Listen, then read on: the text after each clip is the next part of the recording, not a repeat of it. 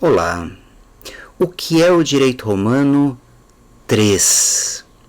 Nos vídeos anteriores, começamos a discutir o que significa direito romano ou o que compreende a ideia direito romano. Depois de uma visão tradicional dos manuais no primeiro vídeo e de uma problematização no vídeo anterior, o 2 da série, da playlist, onde eu tratei um pouco mais a questão do marco inicial do direito romano, fundação de Roma, vejamos hoje o marco final do direito romano, segundo os manuais de direito romano. Direito romano, segundo os manuais, se encerrou no ano 565 depois de Cristo. 565 depois de Cristo. Ora, nesse ano não se encerrou o Império Romano. Aliás, aqui um parênteses. O Império Romano, ele foi uno até aproximadamente o ano 395 depois de Cristo. Depois desse ano, o Império Romano se dividiu em Império Romano do Ocidente e Império Romano do Oriente. O Império Romano do Ocidente caiu nas mãos dos bárbaros no ano 476, ou seja, antes. Então não estamos mais falando de Império Romano do Ocidente. Estamos falando de Império Romano do Oriente, também chamado de Império Bizantino. Esse termo não é muito habitual em manuais de romano, mas eu já vou até explicar porquê, mas também é correto o termo bizantino, então seria o direito bizantino. Então, Justiniano foi imperador do Império Romano? Só pode ser do Império Romano do Oriente. Só que o Império Romano do Oriente somente desapareceu no ano 1453, aproximadamente. Ou seja, séculos depois, mas muitos, quase um milênio depois de Justiniano. Então, 565, aliás, já reiterando, ano da morte de Justiniano, não foi o fim do Império Romano do Oriente. Também não foi o começo do Império Romano do Oriente, ou também chamado Império Bizantino. Aqui, aliás, há uma oscilação entre manuais. Normalmente 2 anos são indicados como início do Império Romano do Oriente. Ou o ano 395, quando se deu a separação do Império Romano em 2 partes, como eu disse uns instantes atrás, ou alguns indicam a fundação de Constantinopla, atual Istambul, na Turquia, porque a fundação de Constantinopla, por volta do ano 530, deslocou o centro do império, mesmo antes do seu fracionamento, do ocidente da Europa para o oriente da Europa. O centro, o governo, foi deslocado. E com esse deslocamento, aconteceram nas décadas posteriores a 530, também uma transformação cultural. Só para dar um exemplo, a própria língua dominante da burocracia imperial acabou mudando do latim para o grego, a partir da fundação de Constantinopla. Então, também a fundação de Constantinopla poderia ser um marco de início do Império Romano do Oriente, mas nunca 565. 565 não foi o começo, não foi o final, então, do que chamamos de direito bizantino. A questão é que 565 foi o ano da morte de Justiniano. E do ponto de vista do direito e da evolução do direito, Justiniano talvez tenha sido o imperador mais importante de todos os tempos. Foi importante porque ele mandou elaborar uma compilação que hoje é conhecida com o termo Corpus Iuris civilis, que não só haverá vídeos específicos a respeito, não só é uma compilação excepcional em termos de antiguidade ou antiguidade tardia, mas também é uma compilação importantíssima para a compreensão do nosso direito contemporâneo.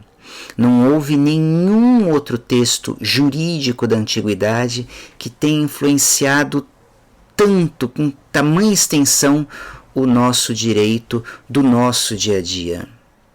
Então, o fato de ter sido responsável pelo Corpus Iuris Civilis, no fundo, é uma das justificativas para se encerrar com Justiniano o direito romano.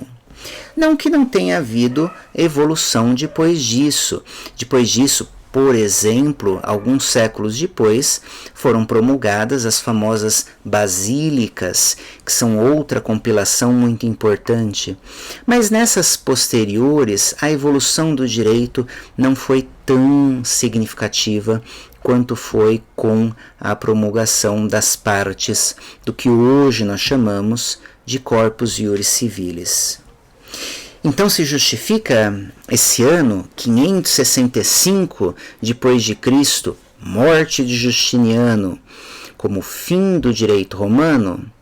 Bom, talvez. Precisamos também observar alguns detalhes, como por exemplo, a quarta parte do que se chama de, apesar dos manuais dizerem que o direito romano se encerra em 565, 565 depois de Cristo, quando morreu Justiniano, a quarta parte do Corpus Iuris Civilis, que é conhecida com o termo novelas, ela abrange constituições até o sucessor de Justiniano, Justino II. E vai até a década posterior, 575. Então é curioso. A razão para ter escolhido Justiniano como o ápice, o fim ali do direito romano, é o Corpus Iuris Civilis, mas na concepção atual, o Corpus Iuris Civilis abrange constituições um pouquinho, uma década posteriores a Justiniano. Bom, além disso, é interessante, então aqui já seria um porém desse ano. É interessante também observar que o Corpus Iuris Civilis, na sua maioria, as partes dele, o digesto em especial, que é a parte mais importante, ele na verdade, o digesto e o Códex também, são compilações de textos anteriores a Justiniano. E o digesto, que é a parte mais importante, é uma compilação de textos do direito romano clássico. Na verdade, o ápice jurídico romano se deu no chamado direito romano clássico. Considerem, o direito romano clássico vai até um pouco depois, também será explicado. Mas considerem ali século I, do século I a.C. até mais ou menos o século II depois de Cristo, como o ápice do direito romano.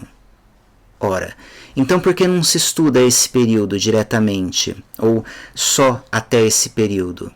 Porque há poucas fontes. Nós conhecemos essencialmente esse período por conta do material que foi inserido séculos depois por Justiniano na sua compilação. Então, no fundo, jogar até Justiniano o direito romano, sem acrescentar aqui nenhum outro adjetivo, na verdade é estender artificialmente o ápice do direito romano até uma época em que ele foi documentado de uma forma que ficou para a posteridade, no Corpus Iuris Civilis de Justiniano. Se tivéssemos um bom conhecimento da matéria, pensaríamos talvez em direito romano só até a época de divisão do Império Romano, final do século IV, não depois. Estendemos, reitero, estendemos esse período um pouco mais principalmente por um problema de documentação histórica. Não que não tenha havido algumas mudanças interessantes jurídicas em época justinianeia, mas o ápice foi realmente o direito romano ou o direito romano clássico. Tanto é assim que dificilmente um romanista de formação chama o direito de Justiniano como direito bizantino. A maioria esmagadora dos romanistas fala simplesmente em direito romano, quer dizer, o direito do Império Romano unificado, não o direito do Império Bizantino a partir do século IV depois de Cristo. Então é uma extensão artificial. Outra questão também interessante, e para complementar aqui no final do nosso tempo de hoje, por mais que também digamos que o direito romano vai até o ano 565, nem tudo que é propriamente direito romano, poder-se-ia chamar de direito romano, e produzido até o ano 565, está abrangido pelo tradicional direito romano. Explico. O direito romano, ele comportou, já na antiguidade, várias leituras por povos diversos. Mesmo antes da separação do Império Romano, nós tínhamos isso nas províncias romanas. O direito romano, por exemplo, de época clássica, aplicado na famosa província do Egito, não era exatamente o mesmo direito romano do centro do Império. Era uma leitura pelos povos locais, uma adaptação pelos povos locais do direito romano propriamente dito. Outra leitura interessante, não só das províncias, outra leitura interessante foi a leitura que os povos bárbaros fizeram do direito romano.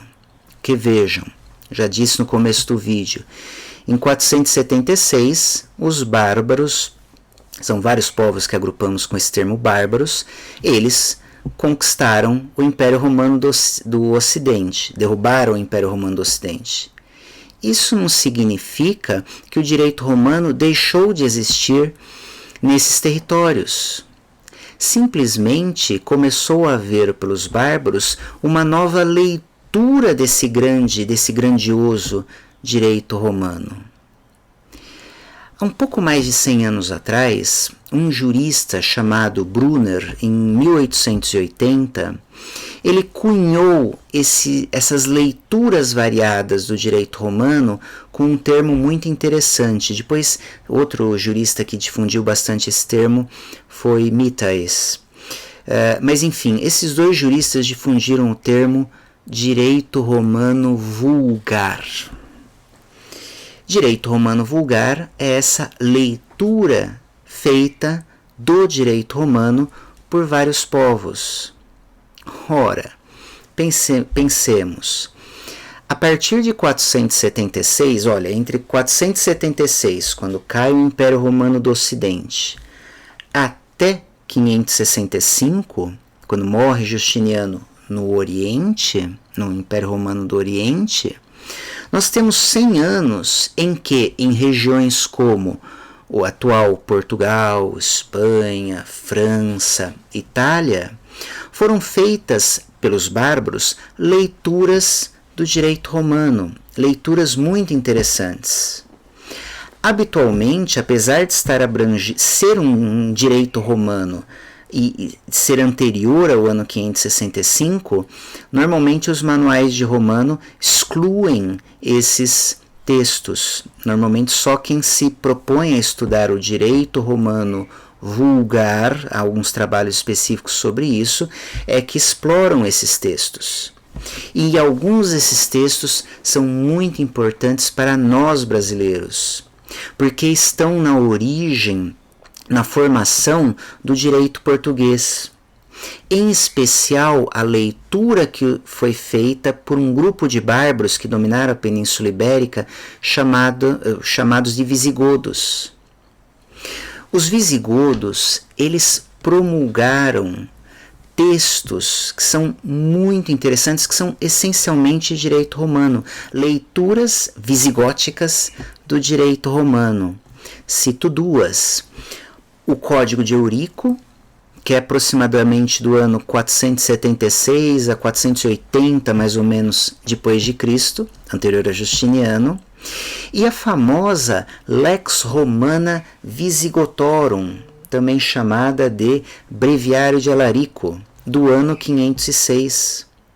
Aliás, se quisermos estender um direito visigótico com matriz romana claríssima, poderíamos também abranger, mas aí é posterior a Justiniano, o Código Visigótico de 654, também chamado, tem vários nomes o Código Visigótico, mas um dos que é mais difundido aqui no Brasil, Fuero Juzgo.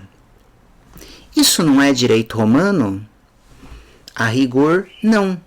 Apesar de estar abrangido, menos o Código Visigótico, mas estar abrangido dentro desse arco temporal que vai até o ano 565.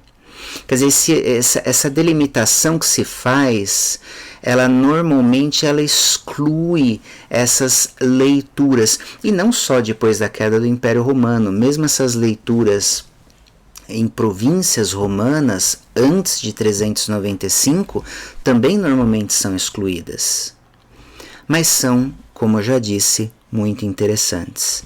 Em especial, o direito romano vulgar, que corresponde a essa leitura bárbara, e mais especificamente a leitura visigótica, certamente será o tema de vários vídeos aqui nesse canal, dada a importância dessa leitura do direito romano para a formação do direito português, da onde derivou o direito brasileiro. Então, quando falamos em direito romano, podemos abranger outros, entre aspas, direitos romanos, mesmo antes de 565. O que eu peço para que vocês fiquem mais atentos é esse chamado direito romano, muito interessante, direito romano vulgar.